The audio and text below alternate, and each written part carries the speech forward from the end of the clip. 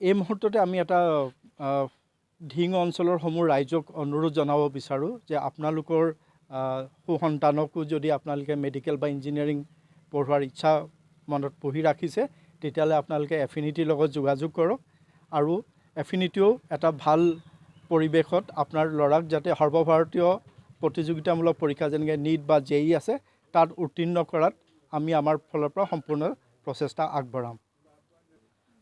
Affinity classes গুৱাহাটীত আছে আৰু বৰ্তমান প্ৰায় 500 ছাত্ৰ ছাত্ৰীয়ে অসমৰ বিভিন্ন ঠাইৰ পৰা আহি পেলাই তাত পঢ়া শুনা কৰি আছে। তাত থকা খোৱাৰো সুব্যৱস্থা আছে আৰু খুব অভিজ্ঞ শিক্ষকসকলে তাত পাঠদান কৰায় আৰু যোৱা 8টা বছৰত সুন্দৰ ৰিজাল্ট আমি দিব পাৰিছোঁ। এইবাৰ আমাৰে এজনী ছাত্ৰীয়ে 700 নম্বৰ স্ক'ৰ কৰিছে আৰু প্ৰায় 50জন ছাত্ৰই 600 ওপৰত মাৰ্কছ লাভ কৰিছে।